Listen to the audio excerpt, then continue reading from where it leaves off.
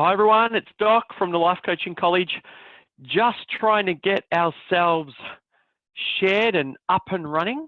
I'll just be a little second here. All right, I do believe that you should now have my main screen up there for you.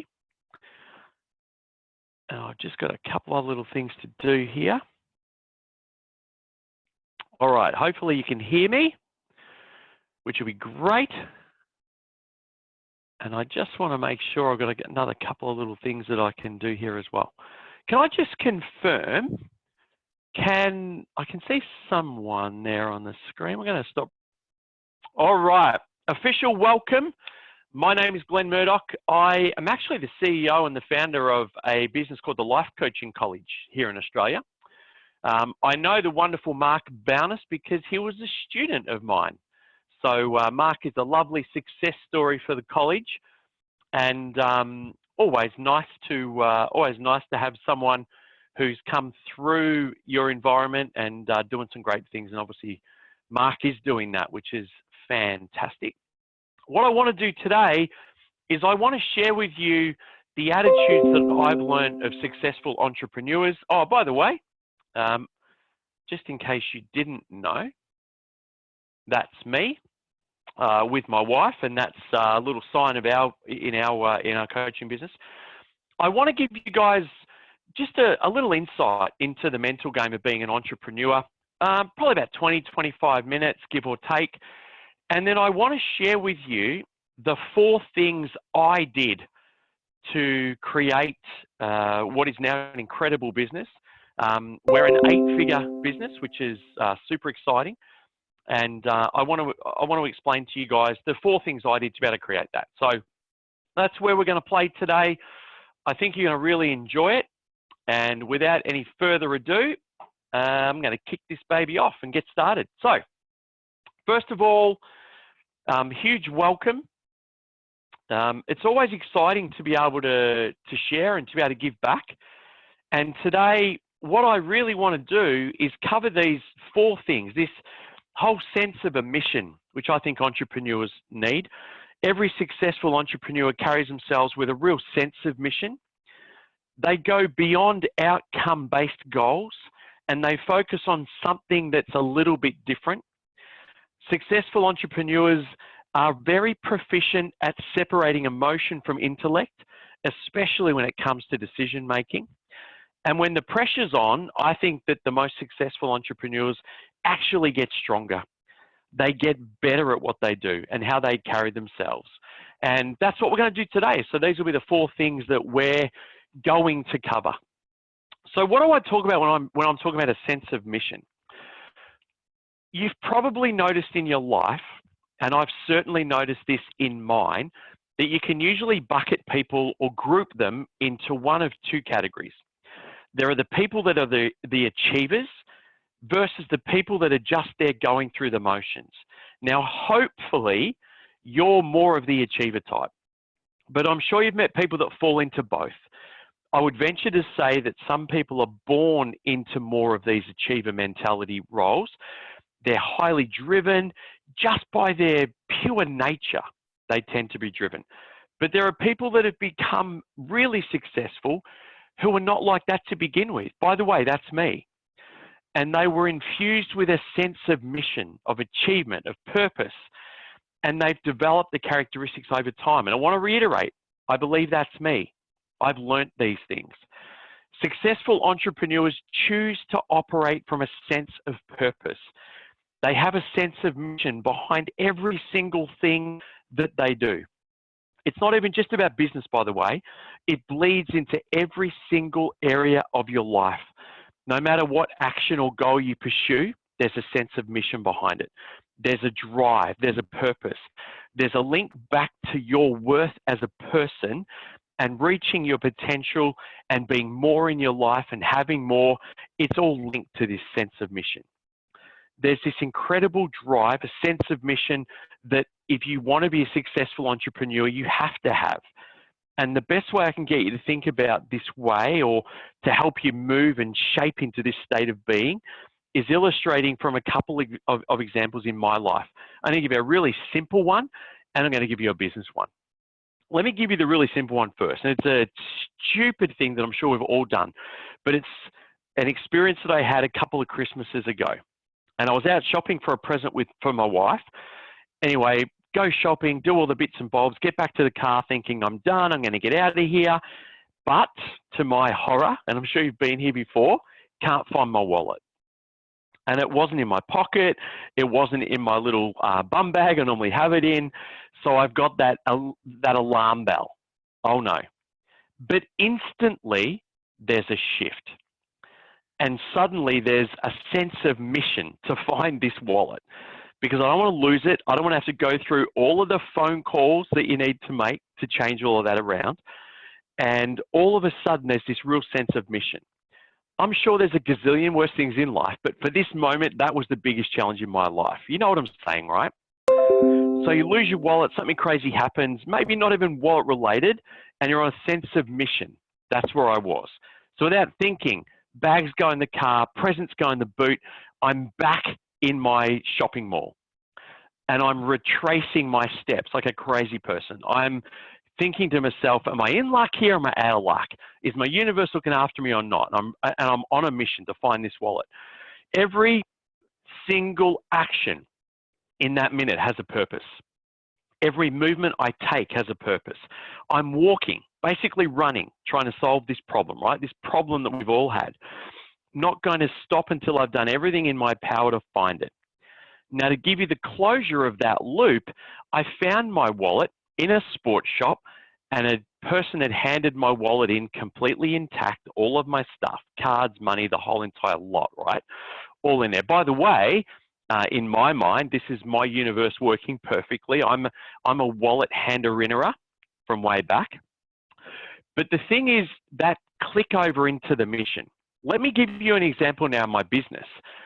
As a business, we have a mission, a vision, and that mission is to change the world one person at a time. Every single minute of every single day, the decisions that we make, the actions that we take are based on that mission. It's not based on how I feel in any particular moment. It's not based on a bill that might come in. It's not based on an employee leaving, staying, a student. It's all based on the mission.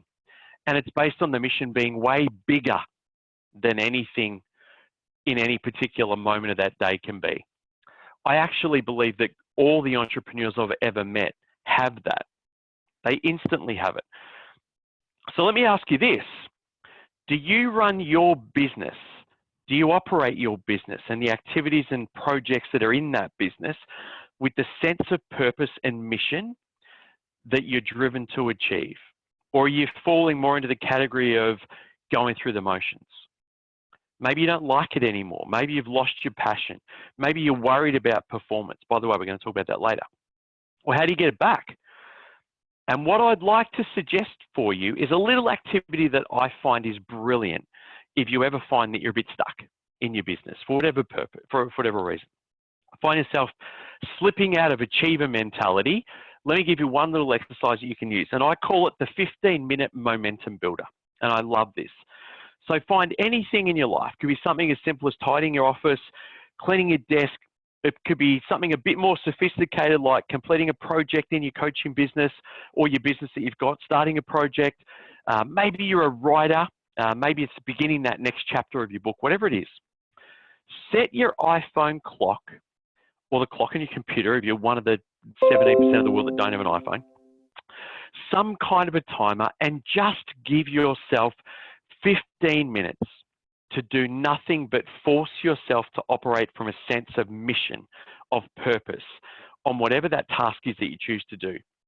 Now you give yourself the goal and you say, for the next 15 minutes, I'm going to do everything in my power to get as deep and as far and as high quality into this task as I possibly can to regain that sense of mission, that purpose mentality that you want to operate from.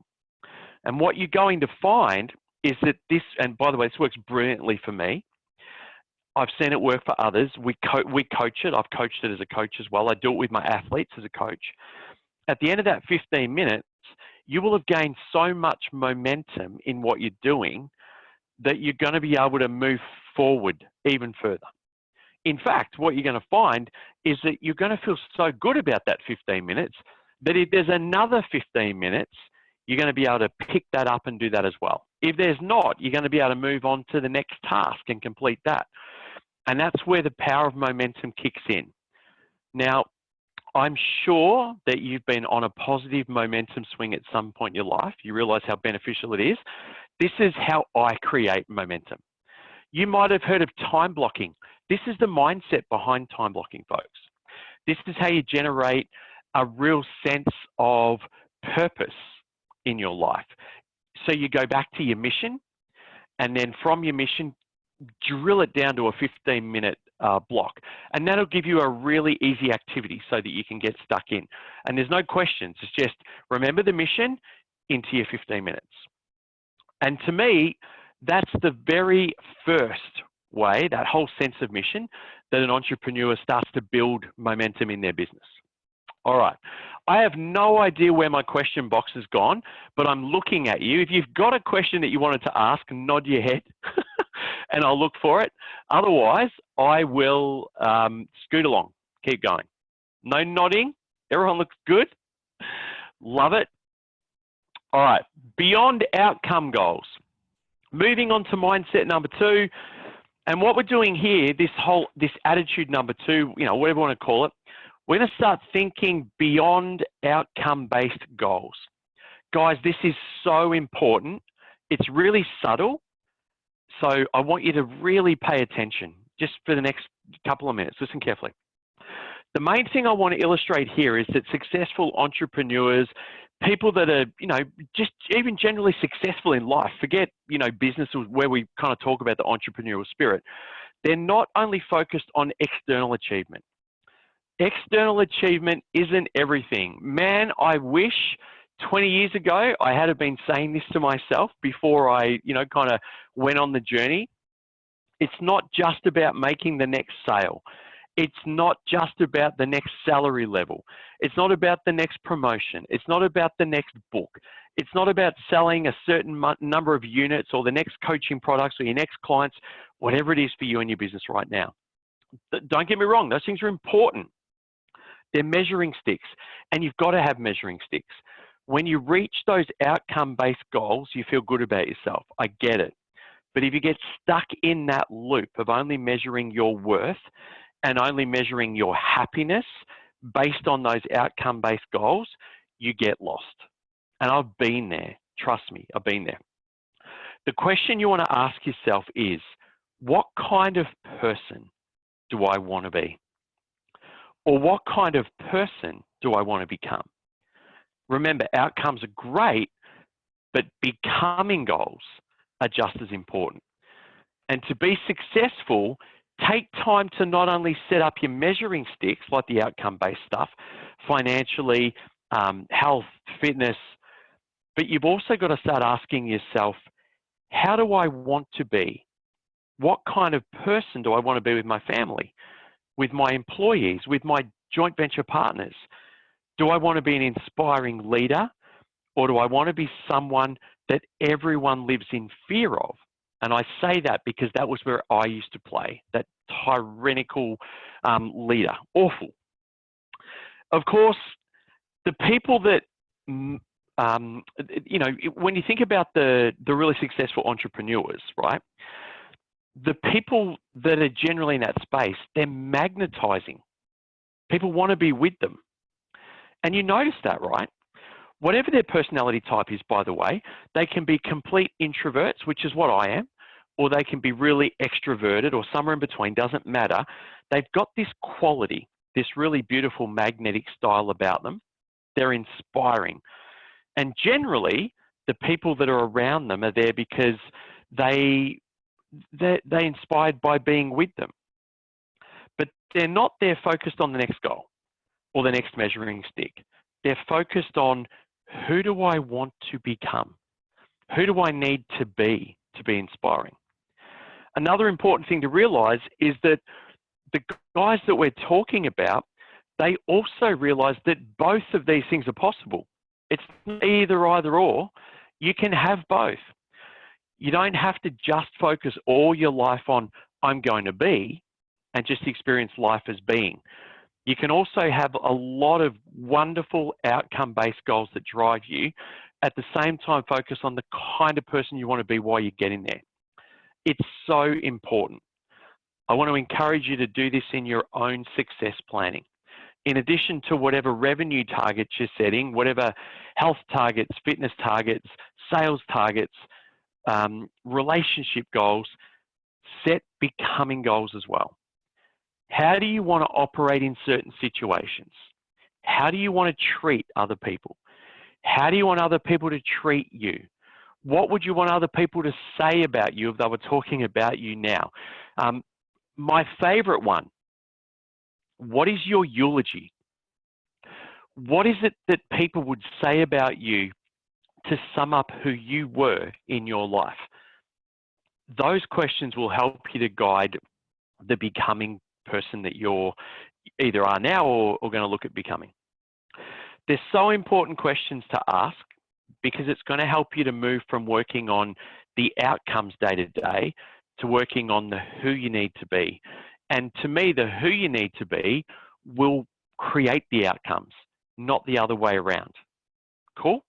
So to me, working beyond outcome goals, thing number 2. Now, I'm going to try my very best to find where there might be some questions because I know that there probably are some.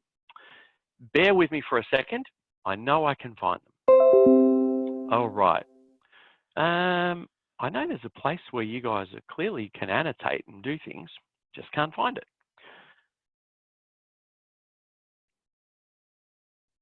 All right. Okay, can't find it. I'm hoping that there's not too much coming through. And I'm sure next time we'll grab it. Nope, can't find it. I'm going to move along lecture style. Apologies in advance. Normally I would be a lot more open to getting questions from you guys, but I can't find where they are. Can't work it out. All right, number 3, separate emotion from intellect. All right, this is the idea of being able to separate your emotion from your intellect. It's a huge concept, especially in the business world, folks. I'm sure that you've seen far too many business owners, they fly off the deep end in a rage for things that aren't really worth it. They lose days, weeks of productivity because they get so wrapped up in their emotions. This might be you, by the way, and I've been here. So, you know, I'm talking from things I've learned here that were really important for me, where sometimes you get so wrapped up in your emotions about what's going on in the business, instead of being able to take a step back and handling the situation logically from a more success-oriented perspective. And there's this concept of feelings versus principles. And it comes from a popular speaker named Eric Thomas. He talks about how he never listens to his feelings because his feelings will alter and change on a day-to-day or hour-to-hour or sometimes minute-by-minute basis.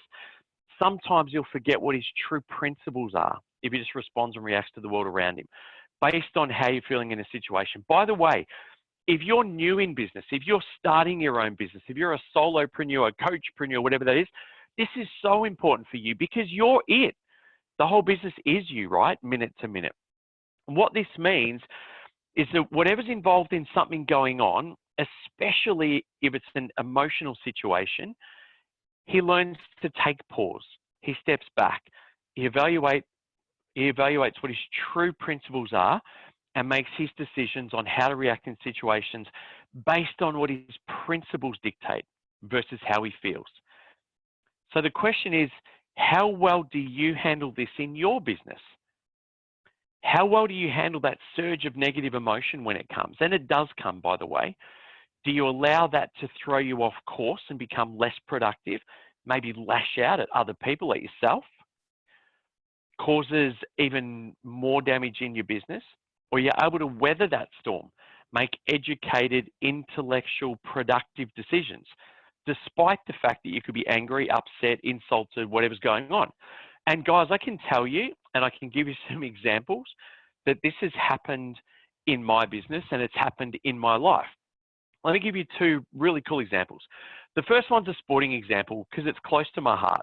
So I was playing a grand final last year and I was captain of the side, and and I know there are people from all over the world going to listen to this, but I was playing cricket. Without getting too into the how of why this happened, about 9 balls to go at the end of a game, the game was close. There was a guy on the opposition team that we needed to get out.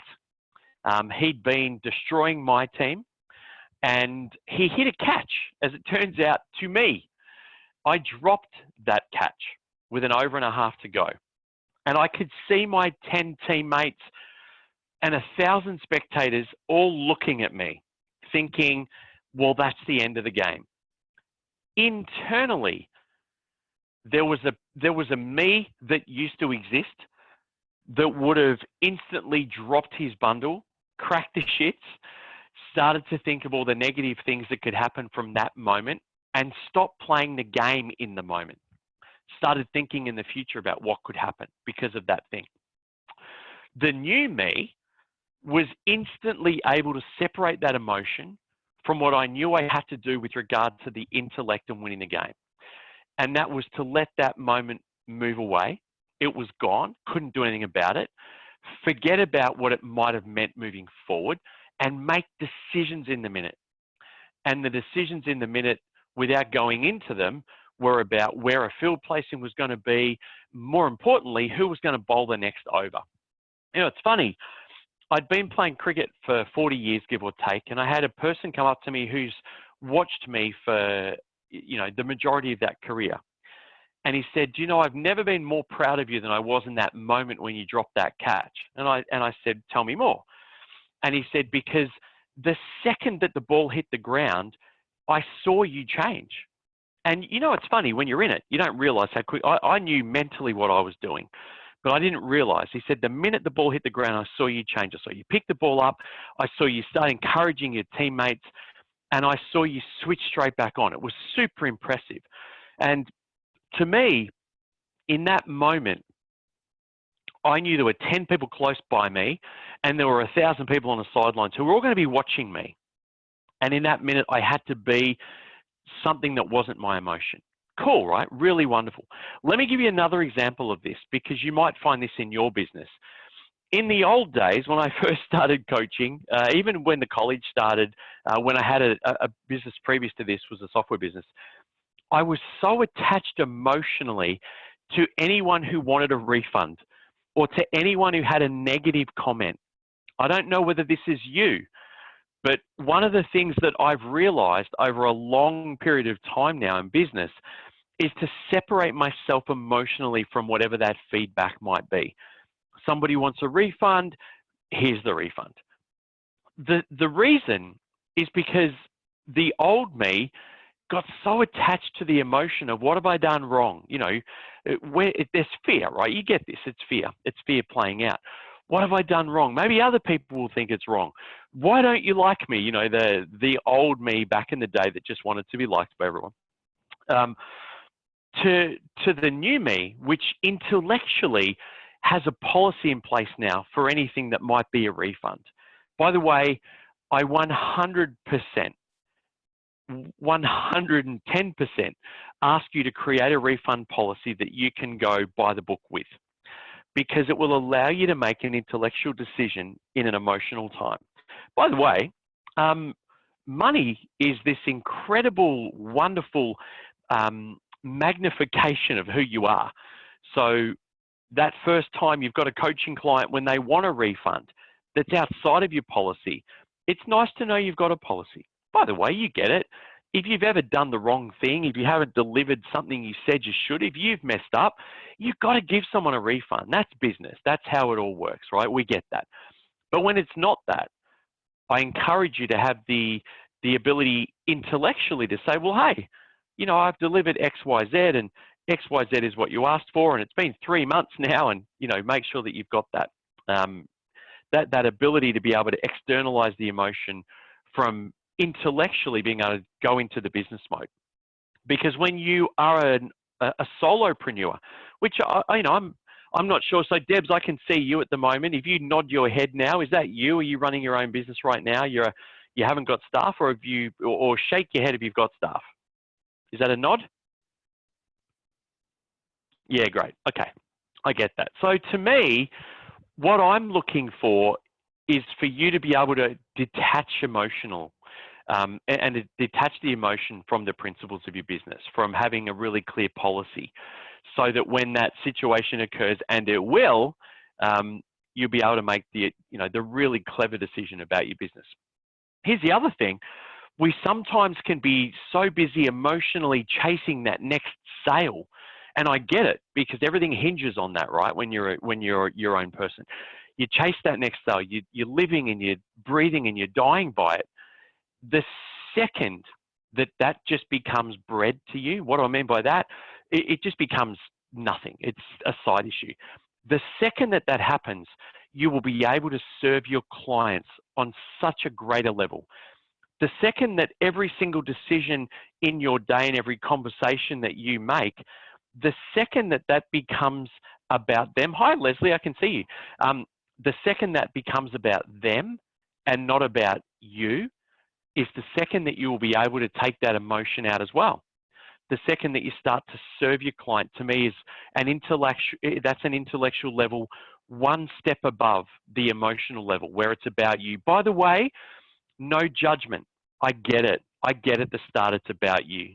Please, with my heart and love, I get that. I 100% get that. But it's not. Can I teach you right now? It's never been about you. It's about them. It's about who you can be on this planet to serve.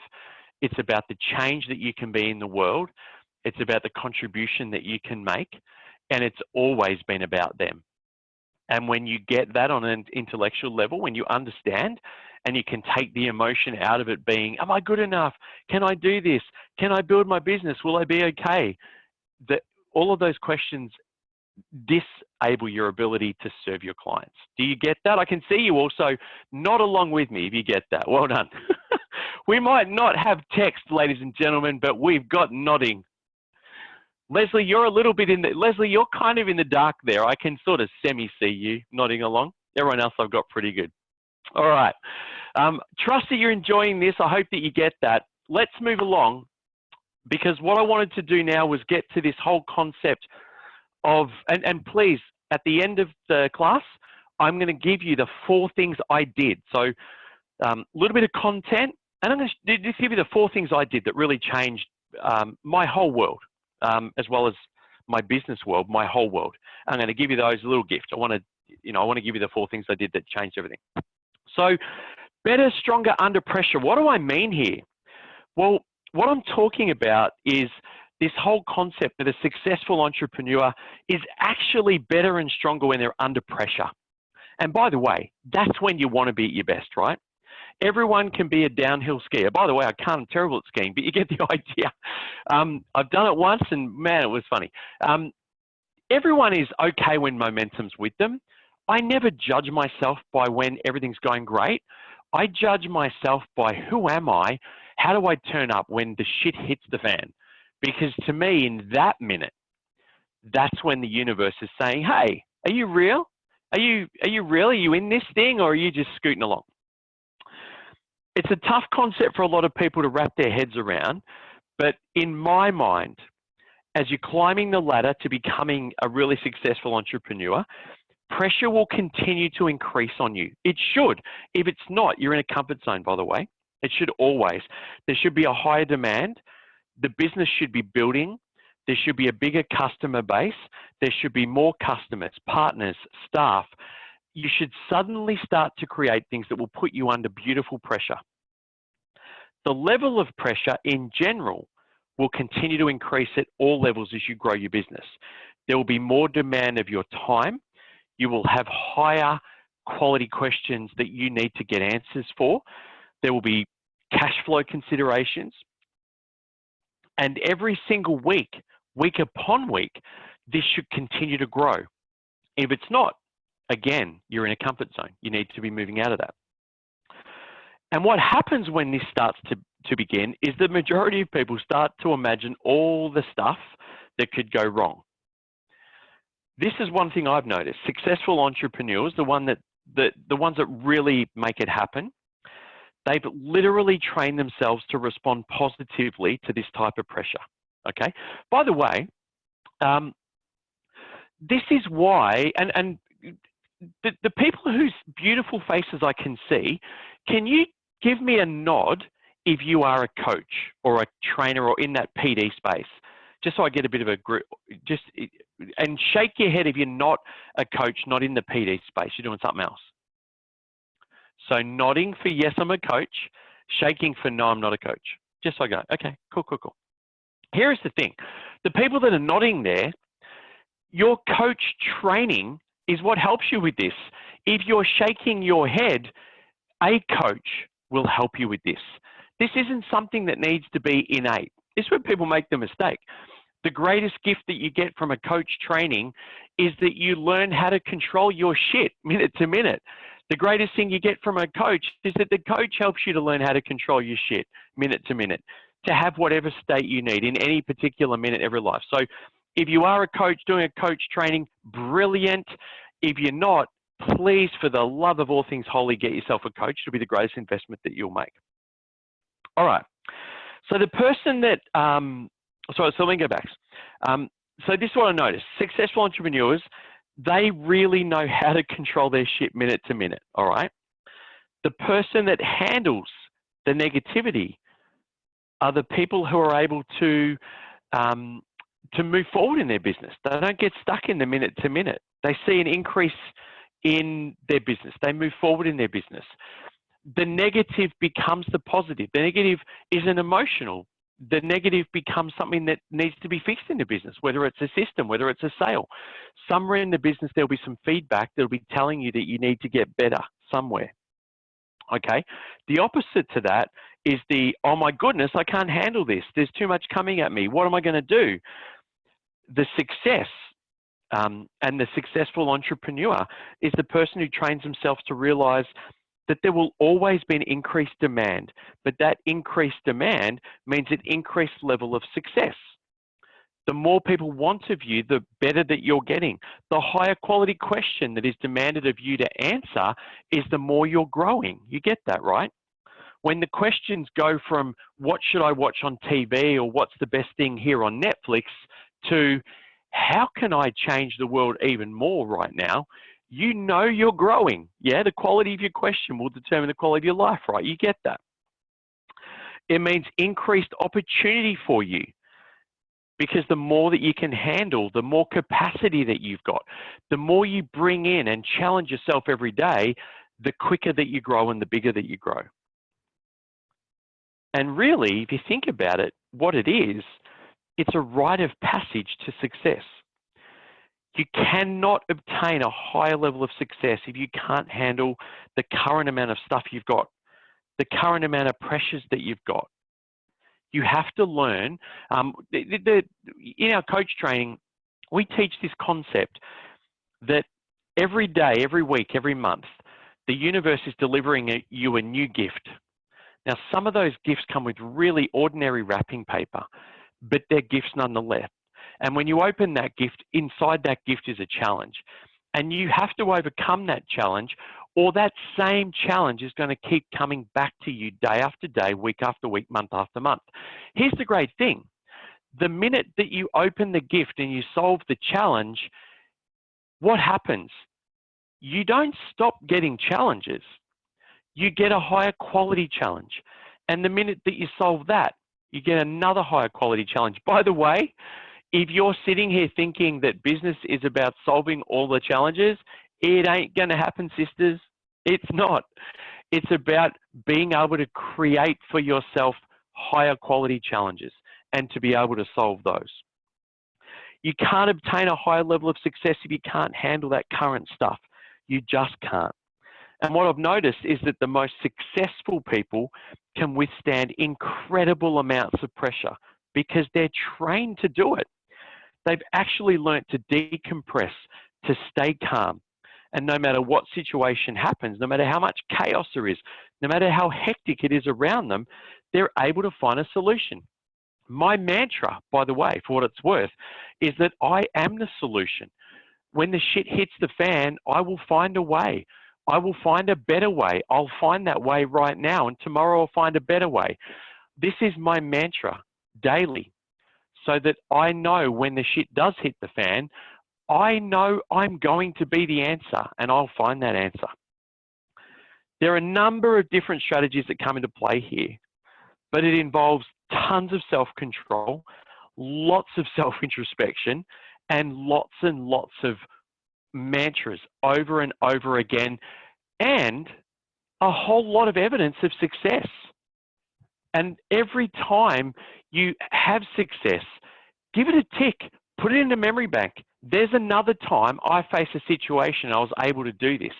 By the way, I don't know if you guys know, probably don't know much about my story, but you know, probably my biggest space I coached in was with elite athletes. And I tell elite athletes all the time, keep growing that success bank. Every time you make that shot, every time you take that kick, every time you're able to execute that play, put it in the memory bank. Because if you can do it once, you can do it again. And every time you do it, that level of success grows. It's the same in business, guys, okay? It's the same in business. All right, let me give you a couple of things. One of the tips I like to recommend to people, as soon as you begin to feel pressure in your business, whether it's staff, clients, partners, whatever it is, okay, take that moment to automatically interrupt whatever your natural reaction is and study it. So right now, what is it that you do by default? Do your shoulders get tense? Does your breathing increase? Do you start sweating? Do you feel a general sense of anxiety? Do you start saying negative things to yourself? Do you start asking yourself questions that will not give you the answer that you need? By the way, any question that you have that starts with why? Why me? Why now? Why is this happening? That is not going to help you. Every question that you ask with how can I find an answer now? How can I make my life the way I want it to be? How can I find a solution right now? How can I be more, serve more, do more, create more? They are the questions that will help you get the answer that you need. But I want you to list out, what is your current pattern? What do you do by default? And if you know that, then you can change it. Because what you want to do is make a decision that you're going to be different or do different. If your default is to suddenly feel a sense of anxiety, get tense, all tense up, sweaty palms, ask yourself terrible questions, then what I want you to do is create some exercises to counteract that, to feel lightness, to feel confidence. Put on your most inspiring music track if you need to. For me, Queen, We Are the Champions. Almost every moment of every bit of my life where I want inspiration, I just stick on Freddie and I listen to it. Why not? Whatever it is for you, okay? One of the tips I learned, I read a wonderful Navy SEAL book, and I learned this thing about breathing. I can't remember what it was now, but it was a Navy SEAL book, and it was about this box breathing technique. And what you do is you breathe in a certain pattern, deep breaths over and over again until you naturally force your body to calm down. It works beautifully, by the way. Deep breath in, deep breath out, deep breath in, deep breath out. It naturally calms the body. And when you calm down physically, the rest of you begins to go along for the journey and suddenly you begin to feel better. The other thing that you can do, folks, is start to think about times where you were successful. What did you see? What did you hear? What were you telling yourself? What did you feel? What did you smell? What did it taste like? Think about times when you were able to be successful and reframe that. Think about that moment. And when you had that moment, think about the things that you were able to do. Think about your tonality. Think about what you were saying to yourself. Don't just think about the outcome. Think about the process, okay? Think about how you felt. how you stood? Did you have your shoulders back? Did you have your head forward? What were you saying to yourself? I can guarantee you it was positive things, folks, okay? All right, where were we? Nothing else will or can change around you. Pressure will still exist, okay? The demands that are going to be on you will still exist. But you can change you. And if you can change you and you experience your world through you, then you can change everything else.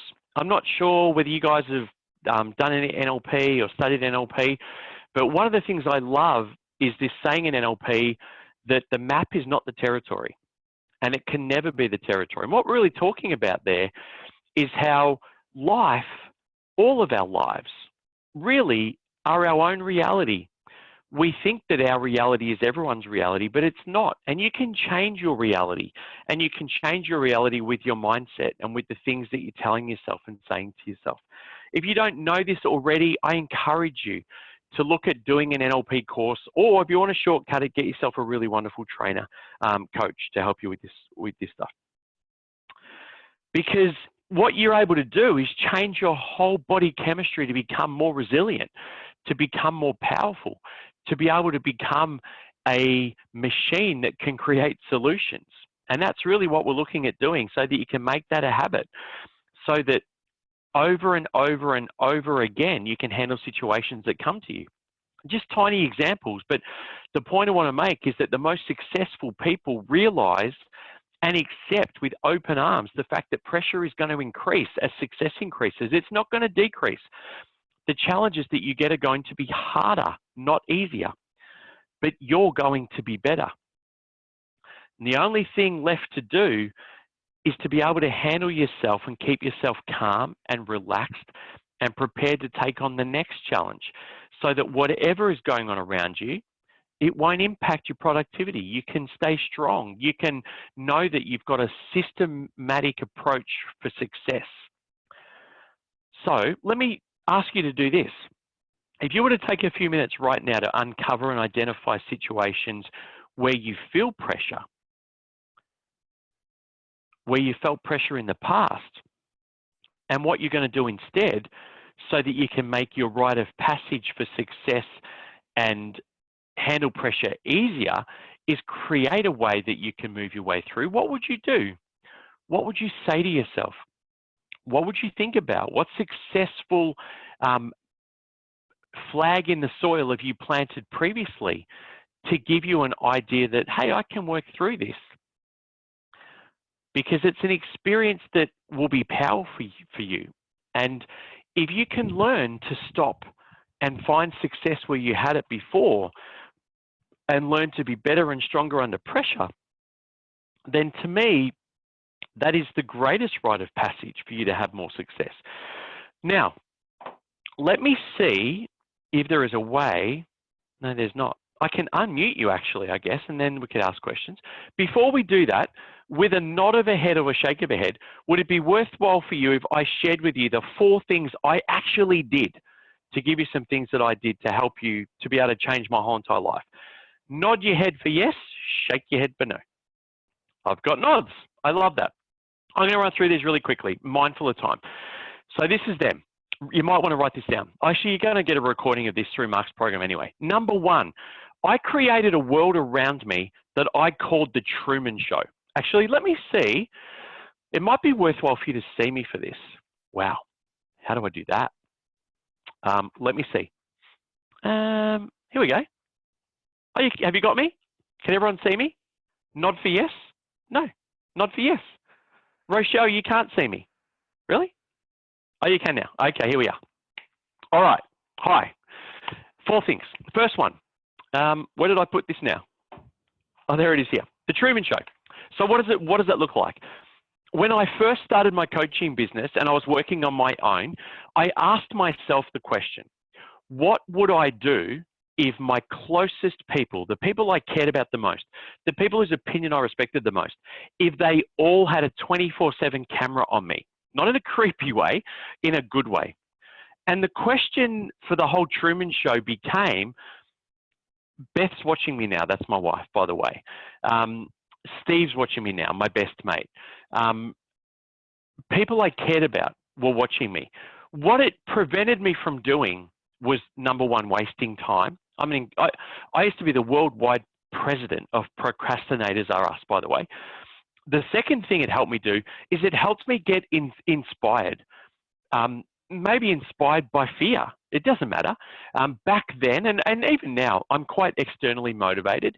I loved the fact that there was this external motivation constantly on my mind.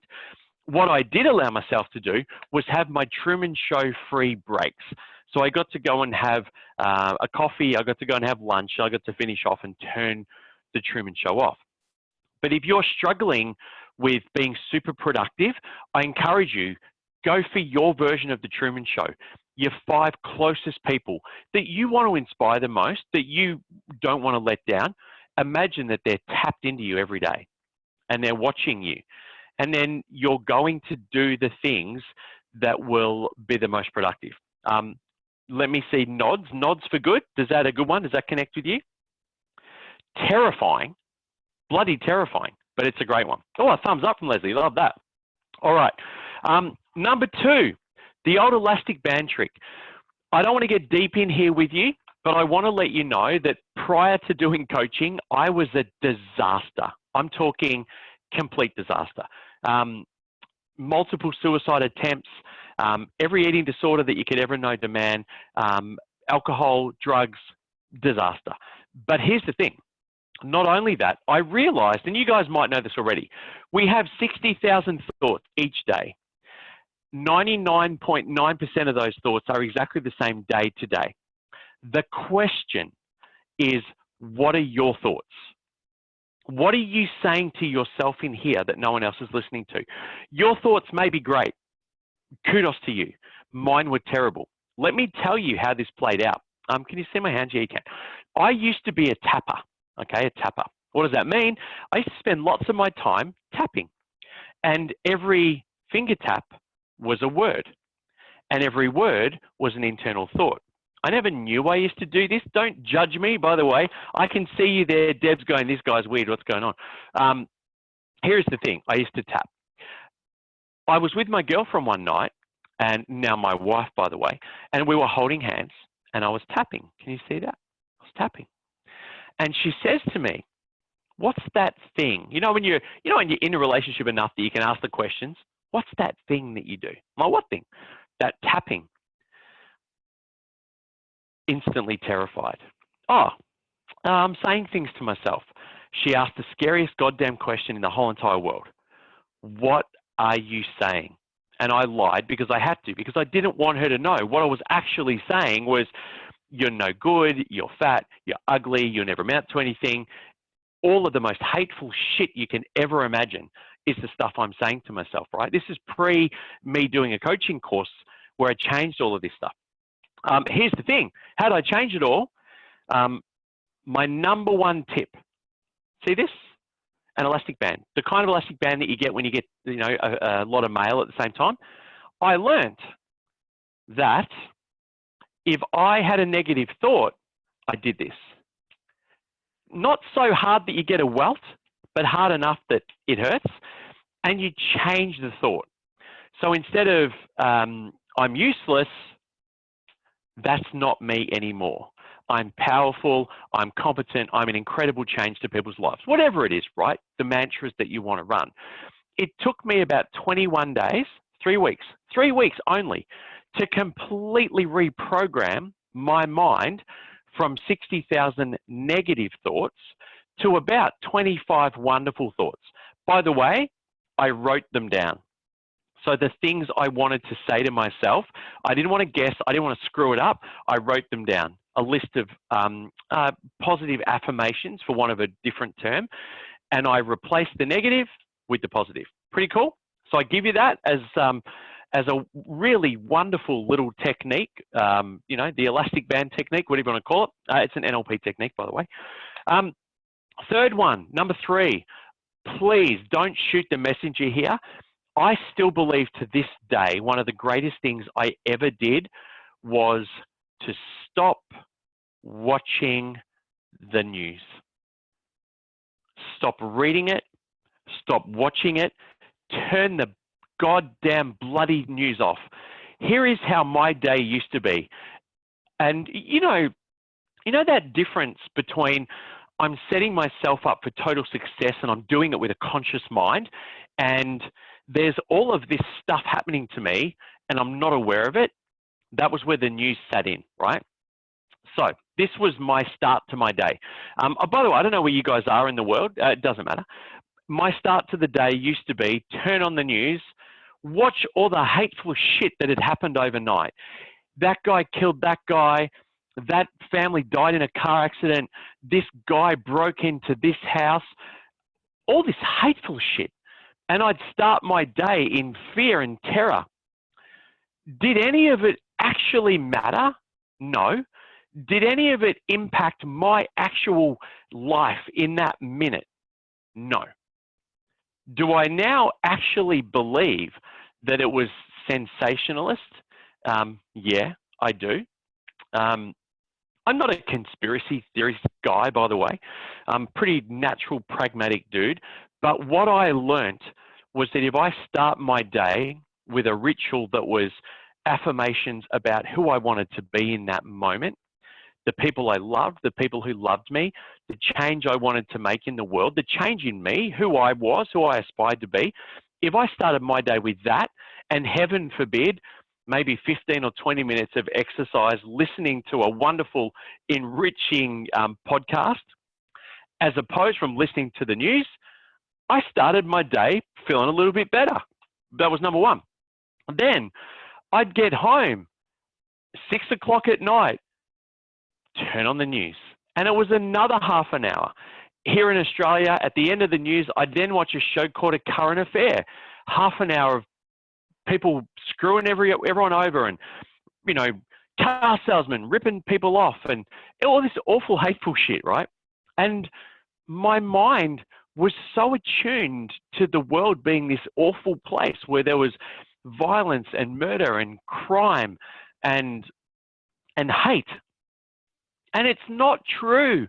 The world is a beautiful place full of love and compassion and people that will help. But it doesn't sell stories. It's not in the news. I stopped getting newspapers. I stopped watching the news. I stopped listening to the news. I started doing things that inspired me every day. And my world changed. Please, for 2 weeks, give me 14 days and promise yourself for 14 days, no news, no newspaper, no watching news, no listening to the news if it comes on the radio. Fill your time with positive, powerful message. And I promise you this will happen. At the end of the 14 days, you're going to realize nothing happened that you needed to know about. Not a damn thing needed to happen. Happened that you needed to know about. Your world didn't change because you weren't watching the news. Please, if I could implore you to do one thing, turn the news off, stop reading the news for 2 weeks. Check back in with me in 2 weeks' time. Hit me up on Facebook, hit me up on email. Tell me how life changed. I'd love you to do that. All right, number 4. This one's huge. Apologies for anyone who takes this the wrong way. Sorry, not sorry. Get rid of negative people that are in your life. Get rid of the people that suck the life out of you. I have no ill will to those people, but I don't want them in my life. I want people in my life that are going to boost me up. Doesn't it mean we all get around and kumbaya? No, we're real. We have real conversations. But think about it. You know that person, right? You've got them in your life now. That person who every time you talk to them, they hostage take you. Do you need to get rid of that person straight away? No. You need to call them on their behavior and give them a chance to change. Set them up for success. But what I learned a long time ago during my whole coaching thing is this. They are getting everything that they need, because you're giving them significance by listening to their story and buying into their story. If they could have love with you another way, they would. So you've got to teach them to break that cycle and to explore a relationship with you that is different from that. And it becomes, Mary, do you know what? Let's not do this today. Let's have a different conversation. Let's talk about the 5 things that are great in your life right now. I mean, hell, maybe ask me a question that is about my life. You get that as well, right? I want to give you the gift of not breaking up with your friend or your family until you give them an opportunity, but you have to be the leader. If you want that relationship to be different, you have to be different. You have to teach them a different way. So don't go in there with, Mary, I'm not having this conversation anymore. Go in there with, Mary, I'm not having this conversation today. I want to have a better conversation. I think we can be better, you and I. We can do better. We can experience our time on a different level, on a better level. And I think we can do that today by talking about the things that we love, that we share. Let's talk about our dreams. If you just do that with every person in your life that you want to stay connected with, you'll find that you get to have a different conversation. But Glen, they won't change. Well, they got to go. You don't have room. That person needs to go. They get a warning. If you want, you can give them 2, but then they have to go. Let me share a story with you. I want to share a story about my sister. My sister's name is Joanne. Love my sister. My sister was on the phone with me one day. I remember the minute. I was on the phone in my car. I said, hey, I got to pull over. Pulled over, sat in a bus stop outside a shopping centre here in Melbourne in Victoria called Southland. And my sister went on and on and on. 4 or 5 minutes of my ears bleeding, whinging, right? And I said to her, Joe, I love you, but I need to tell you this. I can't have this conversation with you anymore. And she says, what do you mean? And I said, I can't do negative with you. Every time I talk to you, I'm allowing you to bring me down by the conversation that I let you have. So this is how it's going to be. I'm going to leave the ball in your court. The next time you ring me, we're going to have a positive conversation about things you love, people you love, questions about what I'm doing in my life, but we're going to change our relationship. And we hung up. Now, I didn't talk to my sister for 12 months. 12 months. I don't know, look at your reactions here. That's how long it took before she rung me back. And I stayed true to my word. And she rung me and I said, wow, that took a long time. But I'm glad you're here. And our relationship since then has changed because I set the rules for that relationship. It probably won't take 12 months for you, but I want you to get the point. And that is that you actively choose who's in your life. You choose the conversation that you have. You choose whether it's positive and upbeat or whether you allow them to bring you down. And my question would be, why in the hell would you want them to bring you down? There are other ways that you can find to have really resourceful uncertainty in your life. There are ways that you can find to have really resourceful drama in your life. Don't let it be through your friends. Lift your friends up. Teach them how to treat you. Okay, they're my 4 big ones. I hope that's a nice little bonus for you. Those 4 things completely changed my life and gave me my power back. They gave me my ability to choose in every moment of every life who I have in it, how I have them in it, and what the conversations are. And I think they'll help you too. I'd love to say let's have questions, but I've got no idea how to answer them. What I will do is say I hope that you love the class. Oh, am I still there? Yeah, I'm there. I've dropped you down. It's been great hanging out with you.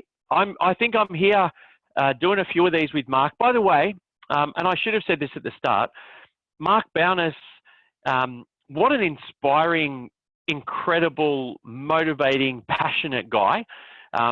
I've met a lot of people in the whole personal development world. Mark is someone that has this incredible, insatiable appetite to change the world, and his brain is the most beautiful inspiring creative thinking thing I've almost ever come across. So I want to let you know you're in wonderful hands. Do the things that you get taught. Be passionate about what you get taught. I'm going to sign off because I don't know how to look at any questions. So for all of you guys, thanks for being here. It'll probably take me 5 minutes to work out how to stop it, but I'll be back. I'll be back. If you need me, you can hit me up on Facebook. I'm in the group, so feel free to share any messages that you want, and I'll try to be better at Zoom next time I'm here. All right, bye guys. Lovely having you, and you can just hang out and wait for 5 minutes when I try and work out how to stop this thing. See you later.